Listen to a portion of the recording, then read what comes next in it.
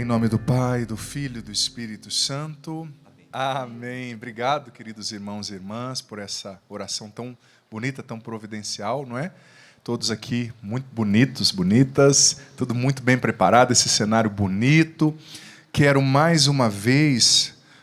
pode segurar para mim, filho, por gentileza. E eu quero um pouquinho mais de retorno da minha voz aqui também, por gentileza. Olha só... Quero mais uma vez me alegrar com o Tiago Marcon, com a equipe maravilhosa aqui do Revolução Jesus.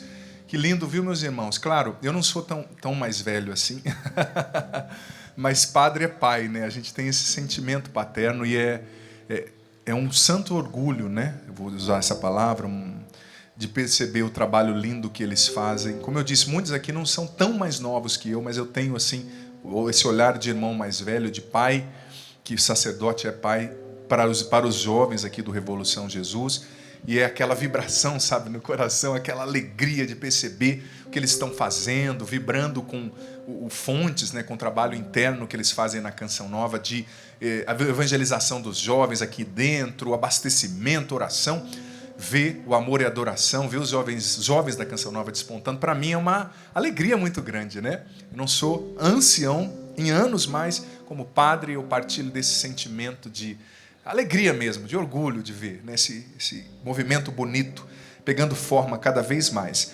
E veja bem, olha só, hoje a missão que me foi dada foi uma missão muito séria, muito bonita, formativa, e eu sei que os nossos jovens aqui do Revolução Jesus são muito atentos, ouvem com atenção, e eu quero convidar você que nos acompanha a ouvir com atenção também. É claro, esse encontro é um encontro voltado para os jovens, então, em muitos momentos o padre vai usar metáforas, expressões que são próprias aos jovens, mas você que é mais velho, você idoso, você em outras faixas etárias da vida, não se sinta excluído. Não, o padre vai falar da palavra de Deus. E com certeza, nesse anúncio você vai se encontrar também. Nesse anúncio da palavra, você vai se ver, você vai se perceber. Deus vai falar com você também. Então, sinta-se bem-vindo, bem-vinda, mas claro, sabendo que é um encontro para os jovens, né? Então, o padre tem como obrigação trazer uma palavra que seja mais específica para eles, mas todos e cada um de nós somos convidados. Eu falava com o Tiago, eu acho que está dando um pouquinho começo de microfonia. O padre pediu para aumentar o retorno, acho que foi um pouquinho demais. Eu falava com o Tiago que eu tomei a liberdade, filhos amados, filhas queridas, você aqui, você em casa, de escolher uma outra passagem que me foi proposta, aliás.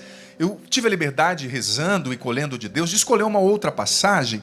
Eu já vou dizer para que você já a encontre. 1 Coríntios, capítulo 9, versículo do 24 ao 27. 1 Coríntios 9, do 24 ao 27. Por quê? Quando eu conversava com o Tiago conversava comigo, me foi pedido para falar um pouco sobre a ascese espiritual, né? E essa passagem é uma passagem que foi usada ao longo da tradição cristã, da história da igreja, quando os místicos, quando os mestres em espiritualidade iam falar sobre a ascese, não é? Então, tendo conhecimento desse patrimônio lindo que nós temos na tradição da igreja, de estudo, de discussão, de fundamentação sobre o que é a ascese, eu achei por bem trazer essa palavra. Então, veja bem, é uma metáfora, aquilo que nós chamamos no estudo da Bíblia de metáfora bélica. São Paulo, muito inteligente, ele sabia do poder das metáforas para se comunicar, o poder das histórias. A Bíblia é um livro metafórico, né? Se você for ver, mais de 64% dos evangelhos são histórias, metáforas que Jesus contava, alegorias. E São Paulo usou essa metáfora. Vamos ler juntos. Acaso não sabeis que no estádio todos correm, mas um só ganha o prêmio? Correi de tal maneira que conquisteis o prêmio. Todo atleta se impõe todo tipo de disciplina. Eles assim procedem para conseguirem uma coroa corruptível. Quanto a nós, buscamos uma coroa incorruptível. Por isso eu corro, mas não às tontas.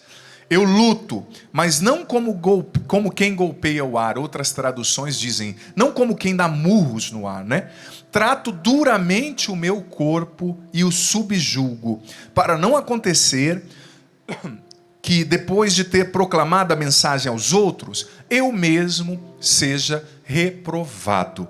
Eu tinha falado metáfora bélica, me desculpa, eu me confundi, é uma metáfora atlética, né? Falando do atletismo, falando da vida de um atleta. Então olha só o que São Paulo está dizendo. Que forte essa metáfora, essa expressão. Todos correm no estádio, mas só um ganha um prêmio. Você já viu uma corrida, claro, sabe que é assim que funciona. E olha, todo atleta se impõe todo tipo de disciplina. Esses dias eu estava vendo, quem acompanha futebol americano, por exemplo, você lembra quando o time de Massachusetts, na Nova Inglaterra, lá nos Estados Unidos, né, foi campeão várias vezes. Tem aquele grande jogador que jogava lá no time, que é o esposo da Gisele Bündchen, né, o Tom Brady.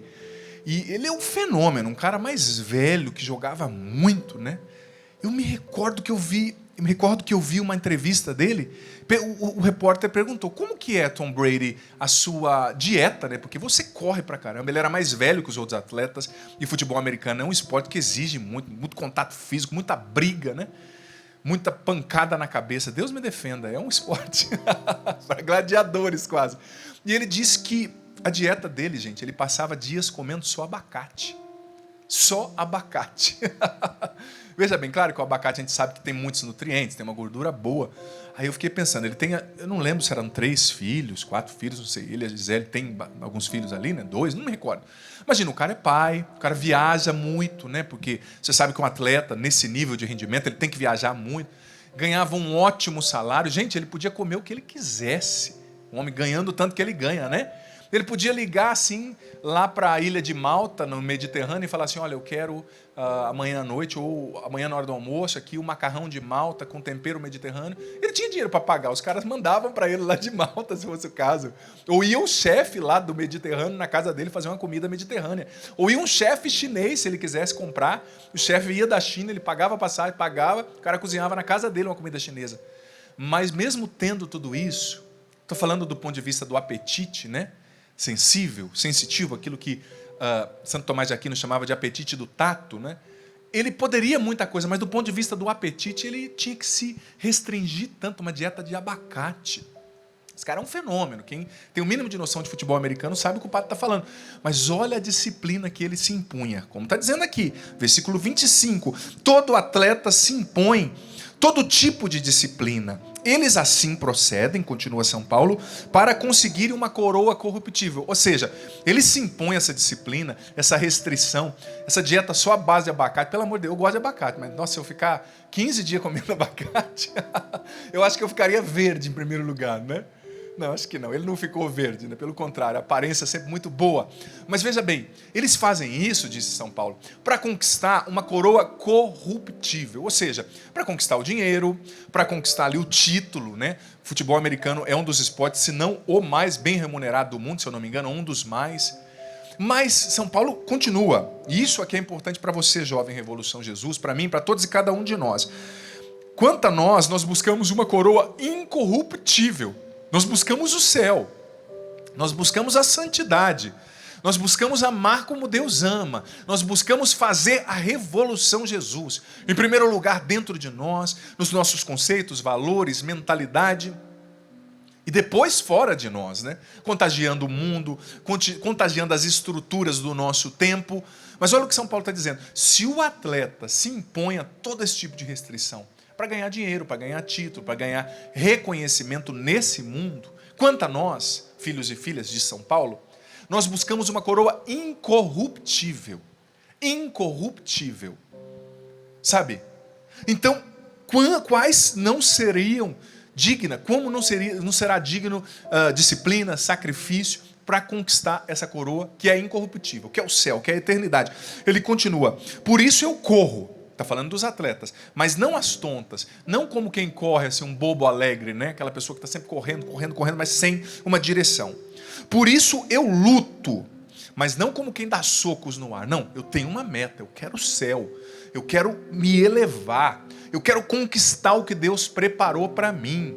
Eu quero ser santo. Eu quero viver a revolução, Jesus, dentro de mim e depois, sucessivamente, fora, nas estruturas onde eu estou.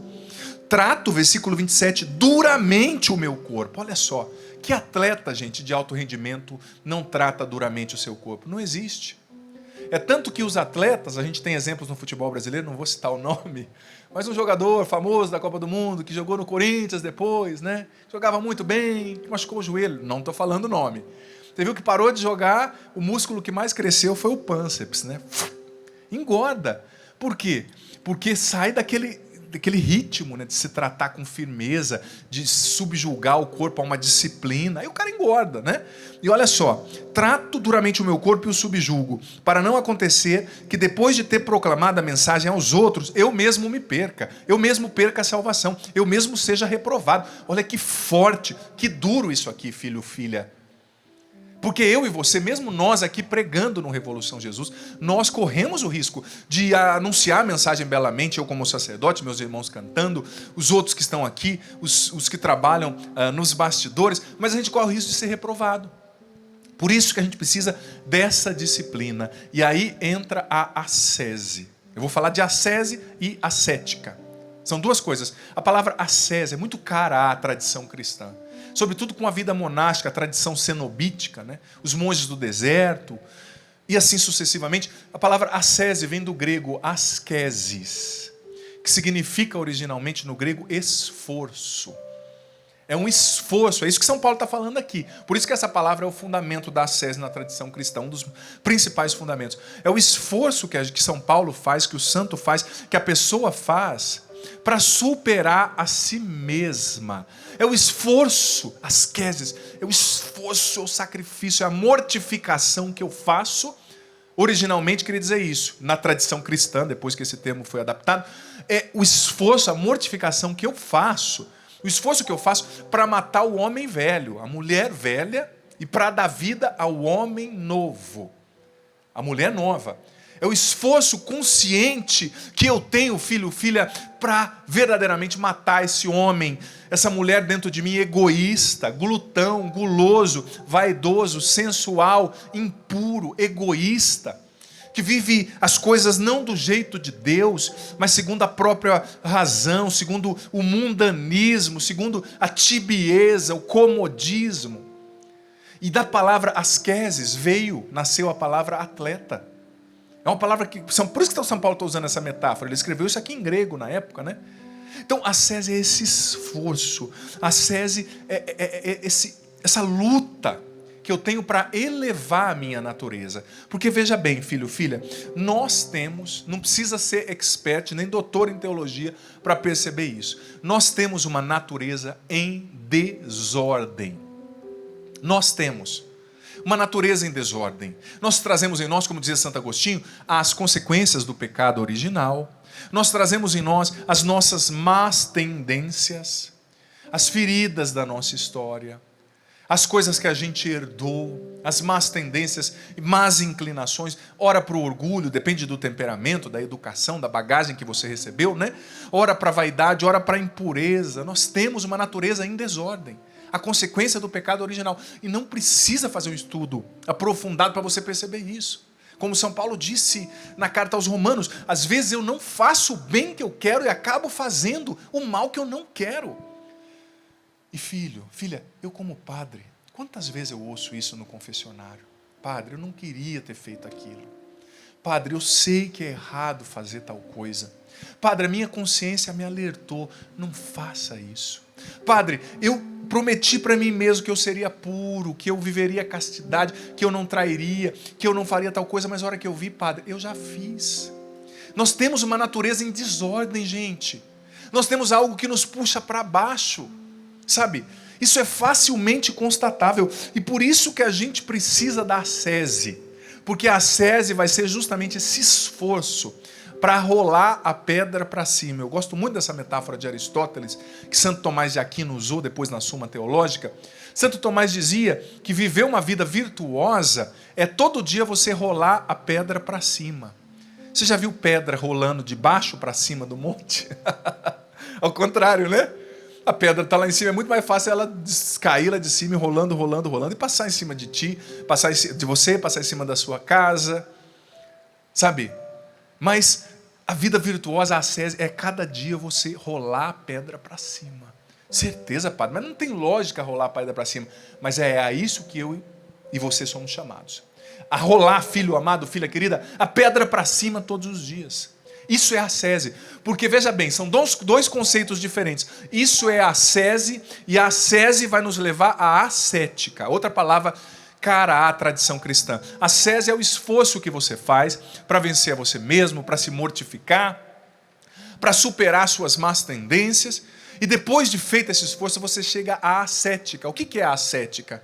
É essa intimidade com Deus, que é fruto desse esforço, essa comunhão com Deus, que é fruto desse esforço, essa amizade com Deus, que nasce justamente da luta para vencer os pecados mortais e também para vencer os pecados veniais, viu? Tem muita gente que vive na tibieza e não decola na vida espiritual, porque luta contra os pecados mortais, maravilha, que bom, continue assim, mas que aceita os pecados veniais, é assim mesmo, pá, todo mundo faz. Deus te chama à perfeição.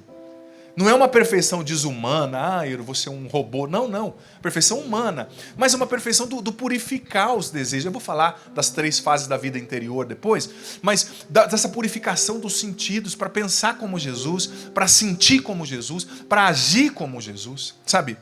Então, nós somos chamados à ascese. É um trabalho, gente, árduo, que a gente tem que empreender para matar o homem velho e dar vida ao homem novo. E dentro da ascese cabe a mortificação, cabe o sacrifício, cabe o jejum. E eu vou falar como fazer a ascese no dia a dia, porque pode parecer uma coisa muito complexa, muito papo de padre, mas não é não. Você vai ver que é muito mais simples do que você imagina. Porque, gente, dentro de nós, dentro de mim, dentro de você, tem um ser humano, uma pessoa egoísta, egocêntrica, que só quer fazer a própria vontade, que é comilão, que é sensual, que é impuro, que é cheio de ferida e complexo, né? Já percebeu como, sobretudo nós jovens não, eu já saí da faixa etária, né? Estou com 38, mas vocês jovens, como a gente vê, com todo respeito, o padre diz, respeito de sacerdote, de pai, quanto jovem feridento, quanto jovem cheio de complexo, a pessoa é cheia de talento, é linda, mas, ai, padre, eu sou triste porque eu queria ter mais 10 centímetros, porque eu queria ter menos 10 centímetros, porque eu queria ter o corpo assim, porque eu queria ter o corpo assado, porque eu queria ter o cabelo assim. Filho, filha, você é lindo, é uma bênção do jeito que Deus te fez. Esses complexos, você vai dando força à voz desses complexos, dessas feridas, isso vai limitando a tua visão, isso faz você olhar só para você, isso faz você se colocar no centro, colocar a sua dor no centro e tira Jesus do trono, está errado, isso não é ascese. Ascese é olhar menos para si, eu vou falar disso, e olhar mais para Deus. E veja bem, uma parte essencial da ascese, e aqui eu quero ser firme com você, jovem querido, Revolução Jesus, e você também, idoso Revolução Jesus, adulto Revolução Jesus, mas em especial você jovem. Uma parte essencial da ascese é a disciplina. Disciplina. Esses dias eu estava fazendo uma pesquisa com um grupo de lendo uma pesquisa melhor, né? Porque fazendo, quem pensa que eu estava conduzindo a pesquisa. Lendo uma pesquisa de um grupo de neurocientistas na Universidade de Harvard, nos Estados Unidos, que eles provaram cientificamente o benefício da disciplina e da rotina para o cérebro humano. Disciplina. Não existe santidade sem disciplina. Não existe ascese sem disciplina. Eles provavam os benefícios, por exemplo, de você dormir todo dia no mesmo horário e acordar todo dia no mesmo horário. Dormir mais cedo e acordar mais cedo. Almoçar todo dia no mesmo horário. Sabe? O cérebro da gente, ele precisa do mínimo de rotina. Mas tem tanto jovem que acha que disciplina é coisa de velho. Um dia um jovem me falou, ai, pá, negócio de acordar cedo, dormir cedo é coisa de velho. Aí fica assistindo série até 4 da manhã, depois tem insônia, não sabe por quê, né? E vem pedir para eu rezar para curar a tua insônia. Ah, banana para você. Se disciplina, meu amigo, deixa de ser banana. Deixa de ser dominado pela indisciplina. Ai, dormir mais cedo, padre, acordar mais cedo é coisa de velho. Ai, eu já ouvi, estou falando jovem, tá? Não estou acusando quem é mais velho, não. Estou repetindo o que eu ouvi, o que eu ouço. Ai, comer toda hora, eu sou jovem, eu como qualquer hora, eu durmo qualquer hora. Aí tudo bem, aí depois fica dominado pela ansiedade, pela insônia, todo atrapalhado, aí fica agitado, aí depois da insônia recorrente gera depressão. Fica esses jovens doentes emocionalmente. Gente, eu tenho visto uma multidão de jovens doentes do ponto de vista emocional e psicológico. Jovens com depressão, jovens com tendência ao suicídio, jovens viciados.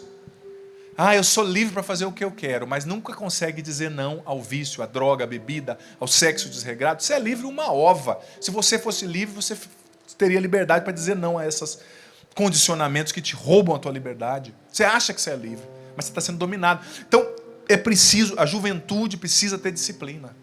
Precisa ter disciplina, sim. Porque você pode falar, não, padre, aconteceu essa insônia. Aí se empanturra de remédio por causa da insônia. Mas não entendeu que o problema está na base. É uma rotina errada. É uma alimentação errada. São prioridades erradas. Talvez se você dormisse mais cedo, isso faz parte da SESI. Dormir mais cedo, acordar mais cedo. Aí dorme 4 da manhã assistindo série. No outro dia acorda 11 da manhã. Aí não tem ânimo para rezar. Acorda mal-humorado. Briga com a mãe, briga com a esposa, briga com todo mundo. Sabe? Disciplina não mata ninguém. Olha o que São Paulo está falando. É a Bíblia. Quanto a nós, buscamos uma coroa incorruptível. Versículo 26. Por isso eu corro. Versículo 27. Eu trato duramente o meu corpo. Eu o subjugo a uma disciplina. Para não acontecer que eu me perca. Não existe ascese sem disciplina. Não é coisa de velho ter rotina, não, tá? Claro, não é que você vai ficar engessado numa rotina, não é isso. Tem que ter liberdade, tem que de vez em quando quebrar a rotina, um final de semana, dormir mais tarde, mas o mínimo de disciplina você tem que ter, porque quem não tem disciplina não reza. Quantas pessoas que me dizem, padre, eu não tenho tempo para rezar. Primeira pergunta que eu faço, você não tem tempo para rezar? Quantas horas e minutos você fica por dia no seu celular? A maioria das pessoas que não tem tempo para rezar fica no mínimo de 2 a 3 horas no celular por dia. No mínimo. Se for adolescente e jovem, então, pode ser levar nessas férias, nessa pandemia, de 4 a 6 horas. Isso é estatística. Não tem tempo para rezar, mas para ficar zapeando, para ficar vendo coisa que não tem nada a ver, para ficar assistindo série, e às vezes é umas séries, me perdoe, sensualizadas, que não acrescentam nada, que imprimem uma mentalidade que tudo é normal, que o errado é certo, que o certo é errado, que tudo pode, uma mentalidade contrária a Deus. Uma mentalidade contrária ao Evangelho. Não para por 10 minutos, por meia hora para ler a Bíblia, para fazer um estudo bíblico, mas está consumindo 4 horas de série por dia, 3 horas, 2 que seja, que está mudando. Você acha que não, mas está alterando o seu jeito de pensar. Gente, nós somos influenciáveis. Bota isso na sua cabeça, mas tem gente que se acha tão acima da cocada preta, né? Que se acha tão bom, tão santo, tão equilibrado. Não, padre, eu assisto o que for que não mexe comigo. Banana para você, deixa de ser. Isso é engano, é EPP, engano próprio profundo. Tem até no DSM, né, no catálogo de diagnóstico, né, da Associação Americana de Psiquiatria. Engano próprio profundo, você está se enganando. Nós somos influenciáveis. Essa série te influencia sim. Essa música te influencia sim. É só você olhar, há 20 anos atrás, há 15, há 10, tem coisas que ninguém achava bonito, ninguém achava normal, que hoje são celebradas, perversões, por exemplo, do ponto de vista afetivo, sexual, que hoje são celebradas como as coisas mais lindas, mais bonitas e mais dignas. É uma revolução cultural. Isso foi sendo batido nas séries, batido nas músicas, batido nas novelas, até entrar e todo mundo achar que é lindo, é normal, é bonito e aplaudir. Então, é preciso de disciplina. Não tem ascese sem disciplina. Jovem, estou falando com você, é com você mesmo. Pode fechar aqui para mim, né, na câmera 3 aqui. Eu quero falar com um jovem que está em casa. Eu não sei se essa é a 3 ou é a 2, enfim. Você é a 2, né? O editor lá vai saber qual que é. Você, jovem que está em casa, você precisa de disciplina, filho. O padre diz com muito respeito para você. Né? Não estou te julgando, te acusando. Você precisa de disciplina para comer, para dormir, sabe? Você sabia, você que sofre de ansiedade, eu vi uma pesquisa há pouco tempo que a alimentação errada, na base de muito fast food, muito carboidrato, é um dos principais responsáveis pela descarga de adrenalina na suprarrenal, né? Essa descarga de ansiedade. Às vezes você está ansioso porque você não tem disciplina no comer. Você come na hora errada, você come coisas erradas, você dorme na hora errada.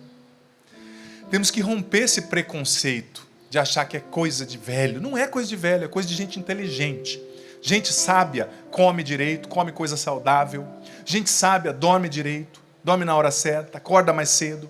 Gente sábia separa o tempo para rezar. Porque se você for deixar a vida te levar, você nunca vai rezar.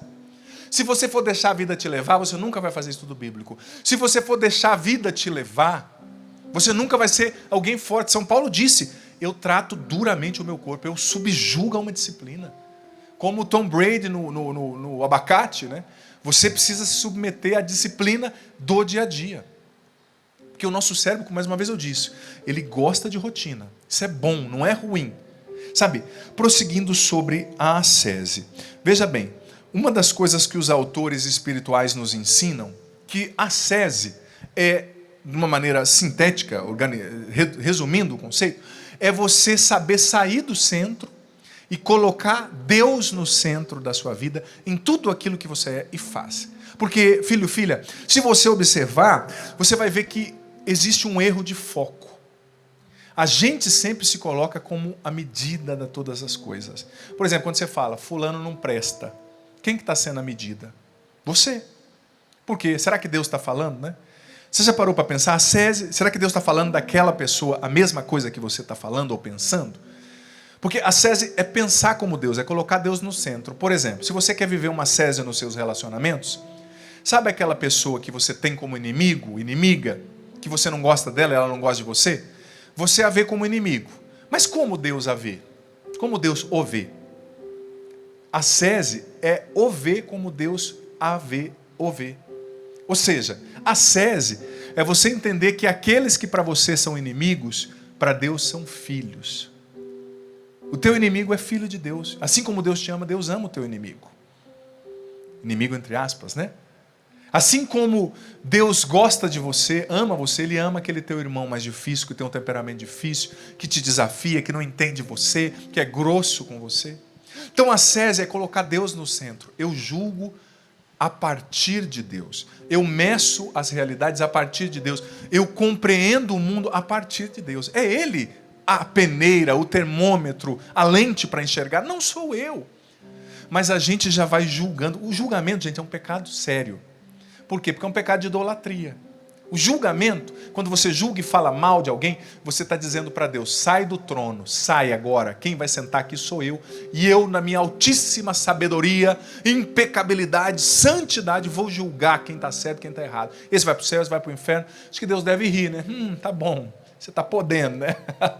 É um pecado de idolatria, você se senta no trono. Ai, padre, eu só falei mal. É, meu amigo, é um pecado de idolatria. Santo Tomás ensinava isso na Suma Teológica. Você tira Deus do trono. Mas a ascese é você colocar Deus no centro. É sair do eixo central da própria vida. Então, na hora de você analisar o inimigo, se você vive a ascese, você não vai ver como inimigo, você vai ver como filho de Deus e um irmão. A ascese é enxergar do jeito de Deus. Por exemplo, como Deus vê inimigos? Vê como filhos. Como Deus vê a cruz? O ser humano viu a cruz como sinal de vergonha, injustiça e revolta. Deus viu a cruz como sinal de salvação, redenção, derrota sobre o diabo, vida nova e ressurreição. A ascese é ver do jeito de Deus. É dar uma resposta diferente para cada uma das situações que nos visitam. Gente, e a gente tem infinitas oportunidades de viver a ascese num dia. A ascese, como eu disse, é ver como Deus. Na ascese cabe as mortificações que eu faço para mortificar minha carne, deixar de comer uma coisa, por exemplo. Na ascese está o jejum. Na ascese estão as práticas de oração. Por exemplo, todo dia eu tenho encorajado os jovens, eu falei isso na missa da sexta, o Tiago vai lembrar, que eu tenho encorajado os jovens a ficarem todos os dias meia hora em adoração ao Santíssimo na igreja perto da sua casa. Sabe, isso é uma prática de ascese, porque não adianta só você filho, filha, pensar em Deus. Você tem que fazer algo prático, concreto.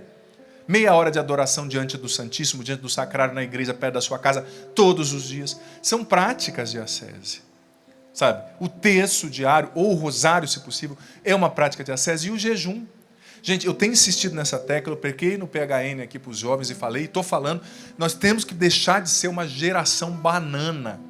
Tem muito jovem banana. Eu estou falando com você mesmo, com todo respeito de padre, de pai, eu estou te chamando de banana. Se você não tem coragem de jejuar. Ai, eu não consigo. Mas pecar você consegue, né? Às vezes, eu me incluo também, tá? Não estou julgando você, filho, filha. Mas pecar a gente consegue, mas jejuar ai, é muito difícil. Gente, se você quer ser santo, não teve um santo na história da igreja que foi santo sem jejuar. Não teve um. Davi jejuou, Jesus jejuou, Pedro jejuou. E jejuar é jejuar, tá? Eu fico doido com essa historinha. Eu jejuo os olhos, eu jejuo refrigerante. Gente, jejuar é ficar sem comer, não tem conversa. A gente hoje em dia estamos ficando muito autocomplacente. Não é para você sofrer, mas uma vez por semana ajuda. Por quê? Porque o jejum, ele mortifica a sua carne. Ele faz você tomar as rédeas sobre o seu instinto.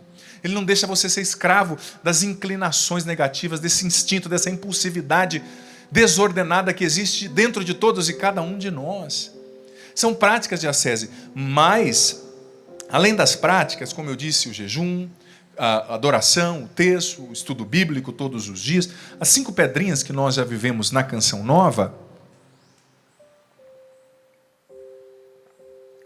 além das práticas, veja bem, preste atenção que isso é muito importante, a gente tem que entender que a ascese não se resume somente a uma prática, tá? Estou colocando um pouco de água Canção Nova aqui.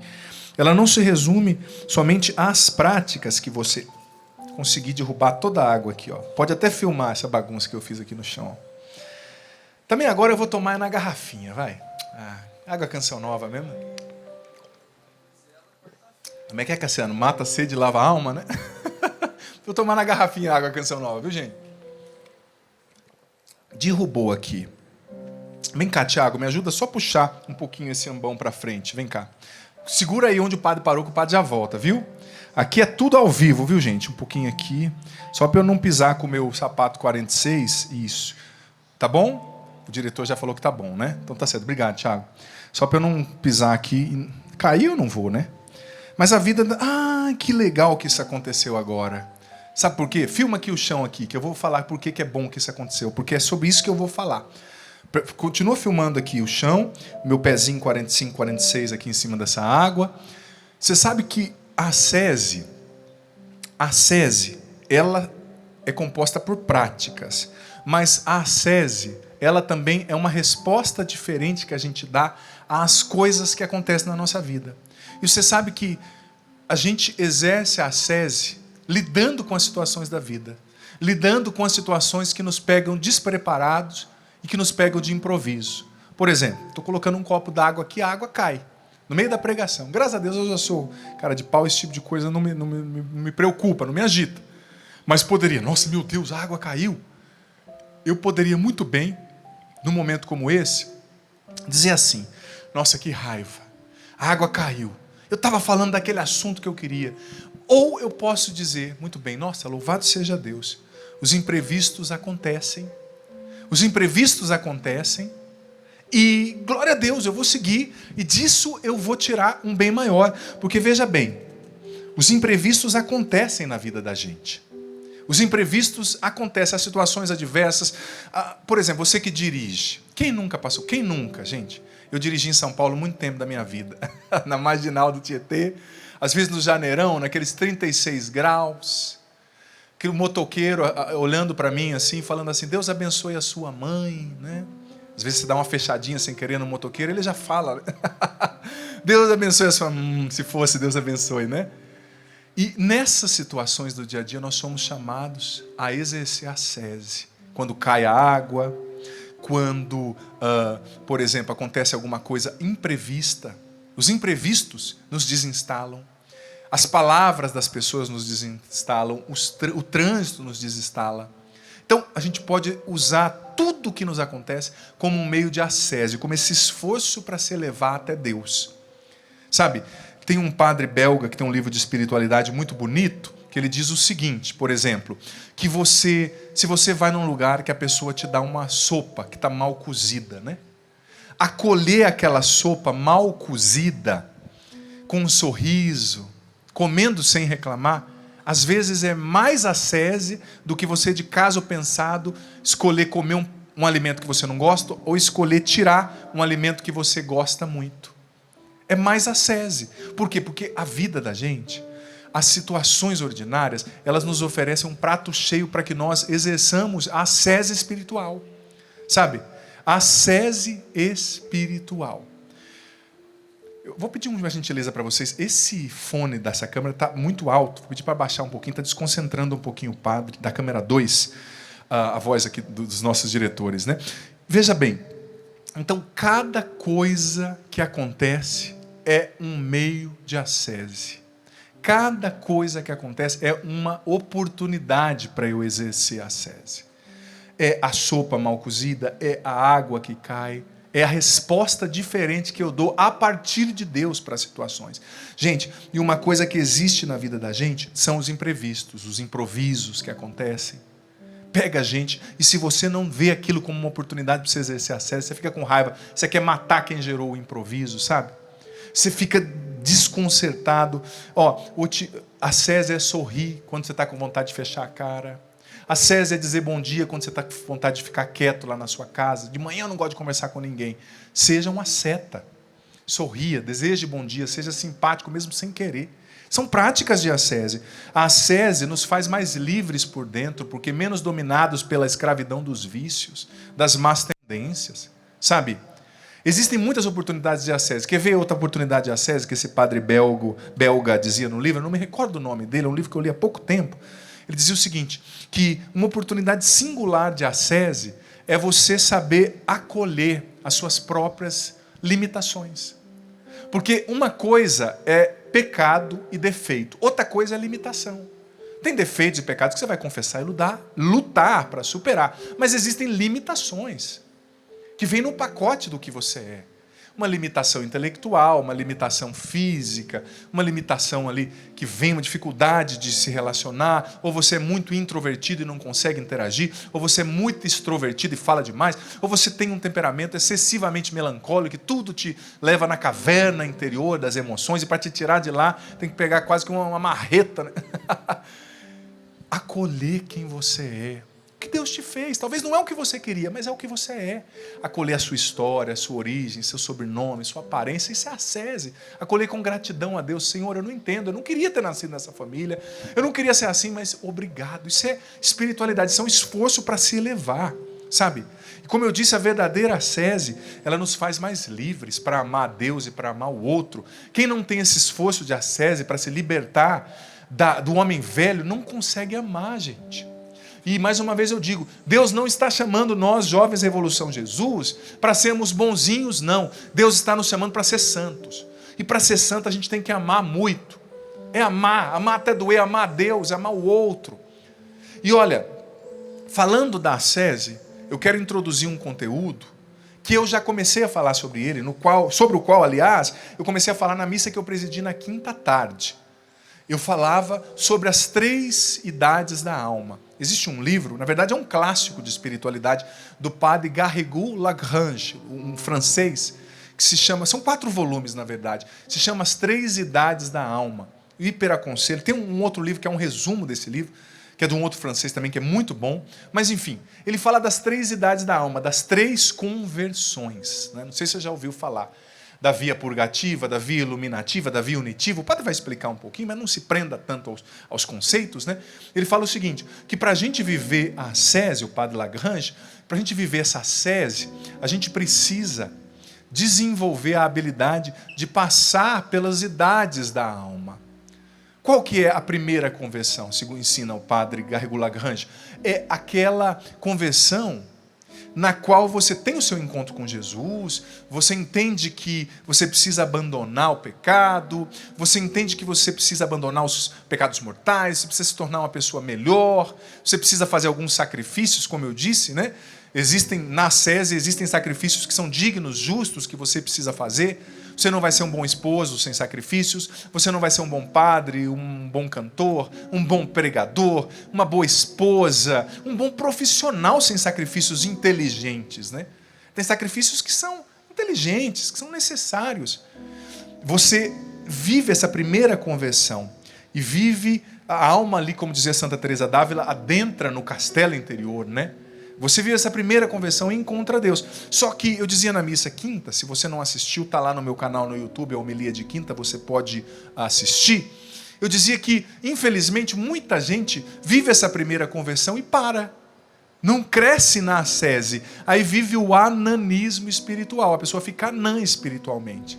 ela tem um encontro pessoal com Jesus, ela até, talvez usando uma terminologia bem própria da renovação carismática, nossa, é batizada no Espírito Santo, mas ela não progride, ela não busca formação, ela não se aprofunda na sua intimidade com Deus.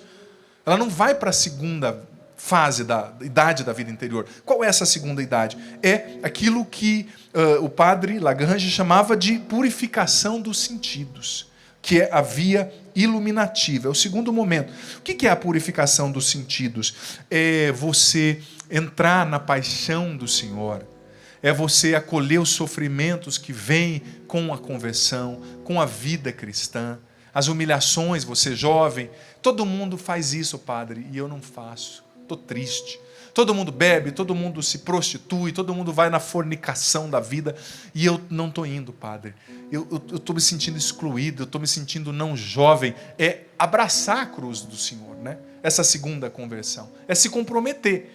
Só que nessa segunda conversão, dizia o padre Lagrange, essa segunda idade da alma, a gente corre o risco de viver a grande tendência, a grande tentação dessa fase, que é a tibieza, a mornidão espiritual. A frouxidão, vai se acomodando, vai voltando aos pecados do passado, vai assumindo os pecados veniais como uma coisa normal, vai não se comprometendo com Deus, com a moral, aí peca e não se confessa mais, aí vai deixando de ir à missa, aí vai deixando de viver as coisas. E o padre ensina que nessa fase, 2 grandes pecados, 2 grandes vícios, nos visitam e querem nos roubar da ascese do maior aprofundamento em Deus. E contra esses 2 vícios, a gente precisa lutar conscientemente, nos ensina o padre Lagrange. E quais são esses 2 vícios dessa segunda fase da purificação dos sentidos que nos querem justamente impedir de crescer purificando os nossos sentidos, nossos instintos, as nossas inclinações, para a gente começar a pensar como Deus? Porque veja bem, se você não purifica, já vou falar quais são esses 2 vícios, essas 2 tentações dessa fase, mas se você não purifica, filho amado, filha querida, os seus sentidos, a sua percepção, a sua mentalidade, você pode até estar na igreja, participar da igreja, mas você é um pagão com roupa de cristão, mas mentalidade de pagão. É mentalidade pagã com relação à sexualidade, vendo a mulher como objeto e não como filha de Deus, não vendo o corpo dela, o seu, como dizia a segunda leitura da missa de hoje, como um templo do Espírito Santo, mas querendo usar as pessoas. A mentalidade, a antropologia, né, a visão de ser humano não cristã, faz com que nós vivamos relações objetais, vendo a pessoa como objeto. A mulher não é filha de Deus, o templo dela, o corpo dela não é templo do Espírito Santo, ela é um pedaço de carne que eu uso e jogo. O rapaz é um pedaço de carne usado e jogado. Então, se você não purifica os sentidos, a mentalidade, você não se converte. Você pode até estar na igreja, mas você é um cristão com cabeça de pagão. Na hora de lidar com dinheiro, o pensamento é de um pagão, é só lucro, é querendo explorar os outros. Na hora de viver a sexualidade, o pensamento é de pagão. Na hora de conversar, de viver os relacionamentos, o pensamento é de pagão. Então, essa purificação dos sentidos é essencial. E os 2 vícios, como o padre dizia, que o padre Lagrange nos ensina, que são próprios desta fase, que querem nos roubar da ascese, do aprofundamento, do crescimento em Deus, são a impaciência e a impureza. 2 vícios. E como que a gente combate esses vícios da impaciência e da impureza? Porque veja bem, sem viver a castidade, a pureza, ninguém vive a ascese. E sem viver a caridade, que é o contrário da paciência, ninguém ascende, sobe em direção a Deus. E como que a gente combate isso, gente? Como que eu e você combatemos essa impaciência que vem nessa segunda fase, nessa segunda idade da alma, e essa impureza? Através da virtude cardeal da temperança. O que é a temperança, padre? O Catecismo, número 1809, diz o seguinte: a temperança é a virtude moral que modera a atração pelos prazeres e busca o equilíbrio no uso dos bens criados. Santo Tomás, na Suma Teológica, na segunda, em questão 141, artigo 5, diz o seguinte, que a temperança tem como matéria os prazeres da comida, da bebida, os prazeres sexuais, esses prazeres que resultam do sentido do tato, disse ali Santo Tomás, que a temperança é a virtude que vai ajudar a gente a desenvolver a encrateia. O que é a encrateia? Do grego, o autodomínio. O autodomínio. Quanta gente não se domina, mas é dominado pelos instintos, pela impureza, pela depravação, pela bebida. Então, sem isso aqui, a gente não vence, sem desenvolver essa virtude da temperança, a gente não vence a impaciência, a gente não vence a impureza, e a gente cai na lógica desse mundo, que é hedonista, que só busca prazer. O que importa é o prazer. Eu quero ter muito prazer, quero ter o mínimo de esforço e o máximo de prazer, eu quero usar as pessoas, eu quero comer muito, eu quero só sentir. O prazer é bonito, Deus que criou, ele tem um lugar na vida humana, mas ele não pode, filho amado, filha querida, ser o único sentido da vida. Então a temperança ajuda a gente a moderar.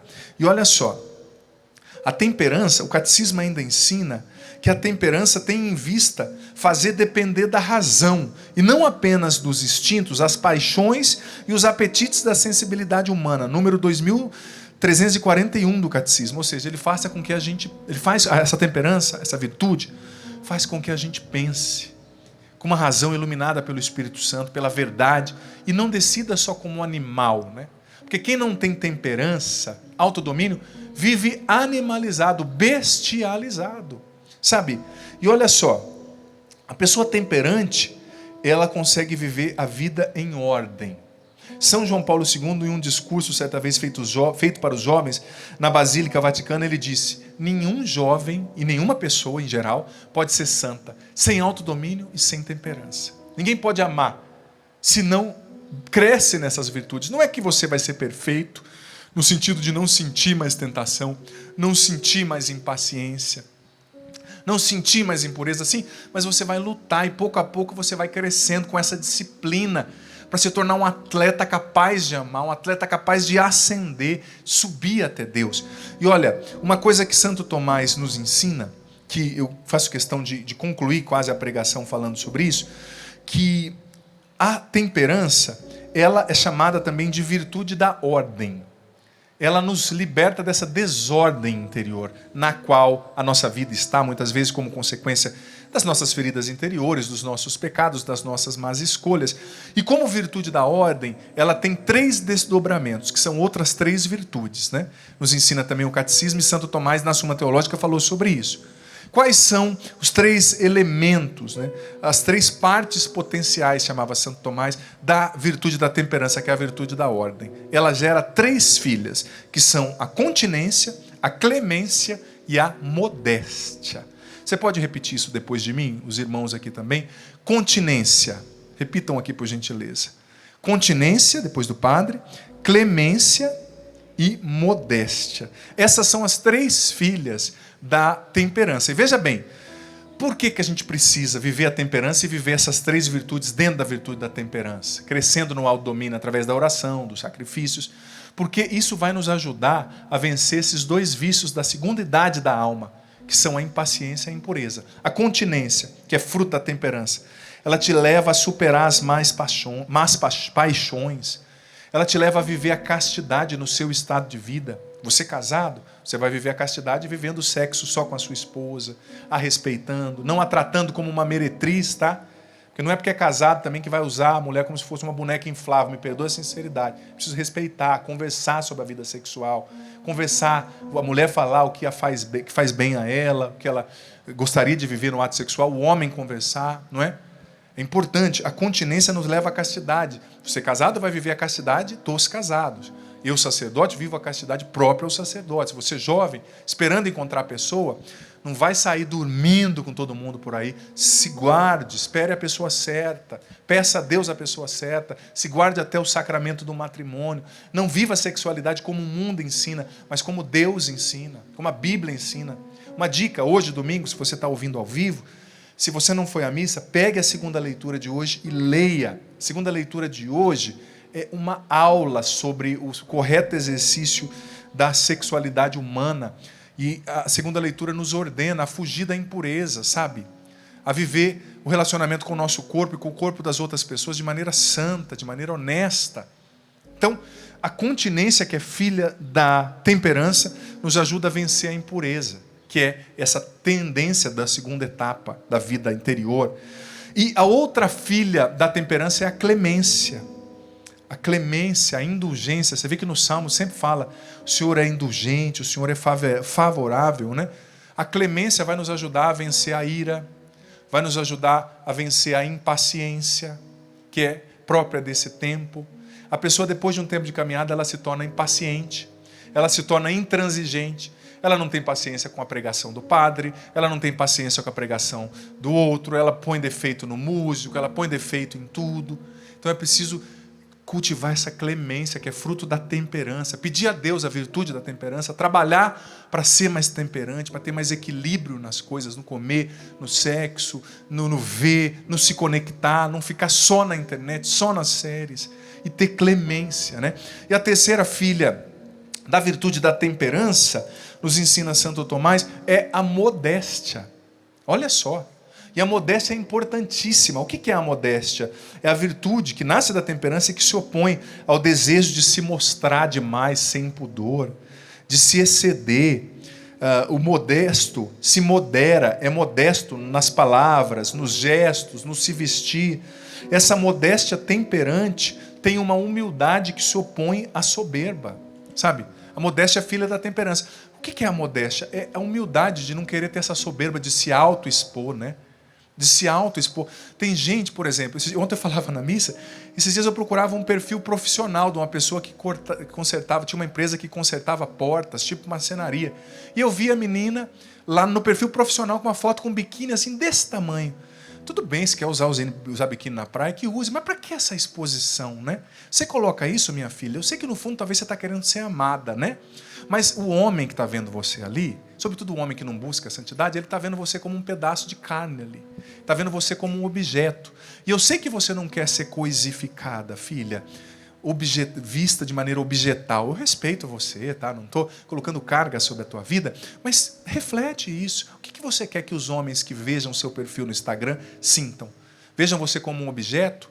Um homem desse que vê, um homem sem muito equilíbrio que vê uma mulher assim, ele não quer saber o teu nome, ele não quer saber a sua história, ele quer usar você e depois te descartar, porque você está provocando esse instinto desordenado nele. Claro, os homens deveriam ser mais santos, mais equilibrados, deveriam, né? Para ver a mulher de maneira mais pura, mas o mundo não é assim, filha. Me perdoe dizer, deveria sim, mas não é. Sabe? Então, um pouco mais de modéstia. Para que se expor tanto? Para que ficar mostrando essas partes do seu corpo, né? Você não precisa disso. Você não está sendo amada assim. Você está sendo coisificada, está sendo vista como uma coisa. Você não é uma coisa. Você é uma filha linda de Deus, uma mulher digna, que merece ser respeitada, amada pelo que você é, não pelo que você mostra, amada pela sua essência, acolhida na sua verdade. Você precisa se respeitar, filha, porque se você não se respeita, filha, quem vai respeitar você? Se você não se dá o respeito, não espere que alguém de fora respeite você. Modéstia é filha da temperança. Sabe, a gente tem que ser mais modesto, mas essa sociedade da ultraexposição, da superexposição, parece que a gente sempre tem que expor as partes do corpo, expor tudo. Tem coisas que a gente não tem que postar, tem coisas que são nossas. Tem partes do seu corpo que você tem que mostrar para o seu marido quando você casar, ou se já for casada, mostra para ele, né? Não estou dizendo para você ficar andando de burca, todo respeito aos irmãos islâmicos, claro, mas não é nosso hábito, né? Mas se preserva um pouquinho, filha, modéstia.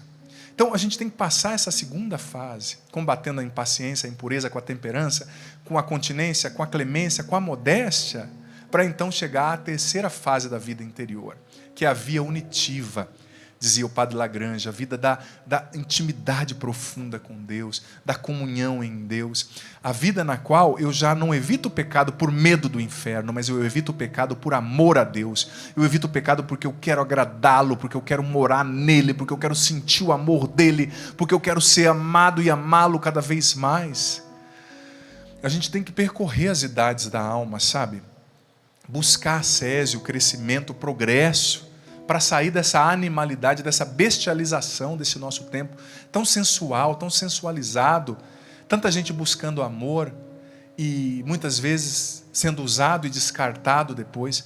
Se você buscar o amor sem sabedoria, você vai ser usado e descartado, usada e descartada, e não é isso que você quer. Você merece ser amada. Você merece, filho, filha, ser amado, sim. Você não foi feito para ser usado pelas pessoas depois descartado. Não. Você merece ser amada. Você é linda, é lindo, é digno. Teu corpo é templo do Espírito Santo. Então se respeita. Queira subir, queira viver a sese, queira crescer em direção a Deus. Porque Ele te ama. Tem o melhor para você. Enfim, recado dado. Com os imprevistos da vida, eu tive que fazer uma sese aqui hoje, depois dessa água toda derrubada. Mas é bom que já deu certo. Encaixou até mesmo no que eu estava propondo. E olha, eu sei que o padre trouxe bastante conteúdo, e foi isso que o Tiago pediu mesmo, que os irmãos pediram, conteúdo de aprofundamento para você. Mas retoma depois essa pregação, vai estar no Canção Nova Play, vou deixar também no meu canal no YouTube depois. Retoma, assista novamente, anote o que Deus te falou, tenha metas a partir dessa pregação, objetivos concretos, passos que você precisa dar para crescer em ascese, para fazer essa santa disciplina, esse santo esforço para crescer na vida espiritual, para se tornar o que Deus quer. Vem cá, meninos, vamos rezar juntos? Pode vir os três?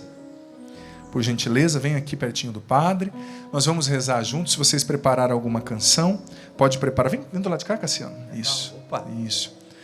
Só a Amanda que não vai querer ficar perto de mim, ela vai falar, o pato está muito grande. Cadeira, Amanda. Com certeza vocês prepararam alguma música linda, como sempre vocês preparam. Então nós vamos cantar um pouquinho, e depois a gente reza com essa juventude linda e também com os idosos, os adultos que nos acompanham. Vamos cantar juntos.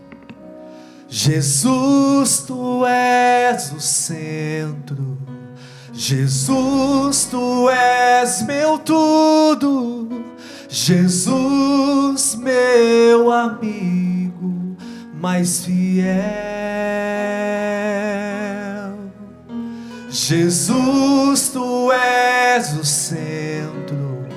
Jesus, Tu és meu tudo. Jesus, meu amigo mais fiel. Diga isso mais uma vez, Jesus. Jesus, Tu és o centro. Jesus, Tu és meu tudo. Jesus, meu amigo mais fiel. Me prostrarei a Ti, me prostrarei a Ti, me prostrarei a Ti pra Te adorar. Me prostrarei a Ti, me prostrarei a Ti, me prostrarei a Ti pra Te adorar. Jesus, Tu és o centro. Jesus, Tu és meu tudo. Jesus, meu amigo mais fiel. Jesus, Tu és o centro. Jesus, Tu és meu tudo. Jesus, meu amigo mais fiel. Me prostrarei a Ti, me prostrarei a Ti, me prostrarei a Ti pra Te adorar, pra Te adorar. Me prostrarei a Ti, me prostrarei a Ti, me prostrarei a Ti pra Te adorar. Diga isso, me prostrarei a Ti, me prostrarei a Ti, me prostrarei a Ti pra Te adorar. Quero pedir que os nossos jovens aqui mesmo rezem, conduzam agora essa oração. O padre vai estar aqui no final para dar a bênção, mas eu quero, como sacerdote, delegar a eles nesse momento essa oração que sela tudo que foi dito aqui. Jesus, que essa seja a resposta mais sincera do nosso coração nesta hora, diante desta palavra, diante desta pregação. Menos de mim, mais de Deus. Menos de mim, mais de Deus. Senhor, que essa seja a minha resposta, a minha decisão, para que verdadeiramente o Senhor esteja no centro da minha vida, no centro das minhas escolhas, das minhas decisões. Sim, verdadeiramente, Jesus, Tu és o meu tudo, e é isso que eu estou lhe dizendo nesta hora e proclamando de todo o meu coração, olhando para a minha vida, olhando para a minha história, olhando para o meu futuro, para este tempo presente. Jesus, Tu és tudo para mim, Tu és o meu tudo. Tu és o melhor amigo, o amigo mais fiel. Senhor, como nós cantamos, essa é a nossa oração, essa é a nossa resposta. Senhor, Tu és o centro, Tu és o nosso tudo, Tu és o meu amigo mais fiel. Jesus, que essa seja verdadeiramente a decisão de muitos jovens, de muitos homens, mulheres que agora estão unidos a nós através do sistema Canção Nova de Comunicação. Essa linda decisão de morrer para si, para que Deus possa prevalecer em tudo na nossa vida, em cada decisão, em cada escolha, para que nós possamos cada vez mais crescermos, avançarmos nessa intimidade com o Senhor. E essa é a nossa resposta. Essa é a nossa resposta a Ti, Jesus. Jesus, Tu és o centro. Jesus, Tu és o centro. Jesus, Tu és meu tudo. Jesus, meu amigo mais fiel. Jesus, Tu és o centro. Jesus, Tu és meu tudo. Jesus, meu amigo mais fiel. Me prostrarei a Ti, me prostrarei a Ti, me prostrarei a Ti pra Te adorar. Me prostrarei a Ti, me prostrarei a Ti, me prostrarei a Ti pra Te adorar.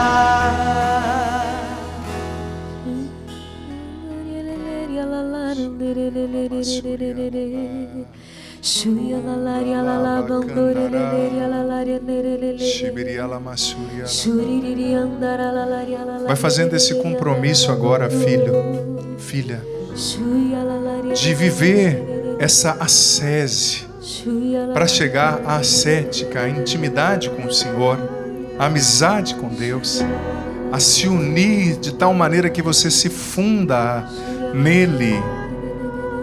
Eu sinto que o Senhor está visitando agora, libertando muitas pessoas que estavam perturbadas. Pessoas perturbadas na mente estão sendo libertas por Jesus agora. Pessoas perturbadas nas emoções estão sendo libertas por Jesus agora. Você que estava se sentindo muito culpada, culpado, você com um sentimento terrível de morte, de desespero, o Senhor está libertando você agora. Você que não consegue dormir, tem estado tão ansioso, o Senhor te visita agora e traz uma paz ao teu coração. Pessoas que durante as pregações foram lembrando dos pecados, do passado, o Espírito Santo está passando uma borracha nisso agora, está apagando. Claro, você vai buscar a confissão se você não fez, mas o Senhor está passando uma borracha, apagando. Ele está dizendo: o que você viveu até hoje não importa. O que importa é a partir de agora eu renovo você, eu te dou vestes novas para você tentar de novo, para você se esforçar novamente. O Senhor liberta pessoas que estavam presas em relacionamentos do passado, presas em amizades, um relacionamento doentio. Você tem que largar essa amizade, está destruindo você, você não percebeu ainda, larga hoje. Esse relacionamento é de dependência, não é de construção mútua, não, está te fazendo mal. Abandona hoje. O Senhor está despertando você para você abandonar esse relacionamento que está te matando. Essa pessoa está te levando, está destruindo você. É hora de recomeçar. Deus está te dando vestes novas. Não importa o que você viveu até hoje. A partir de agora Ele vira a página e Ele vai escrever uma nova história. O Senhor esteja convosco. Está no meio de nós. Que desça sobre vós, vossas famílias, vossa caminhada, sobre o que você apresenta agora e permaneça para sempre, te dando, pelo poder do Espírito Santo, o entendimento de tudo que nós ouvimos aqui. Espírito Santo, dá-nos o entendimento profundo de tudo que ouvimos aqui. Que desse e permaneça a bênção do Deus Todo-Poderoso, Pai, Filho, Espírito Santo. Amém. Amém. Louvado seja Deus.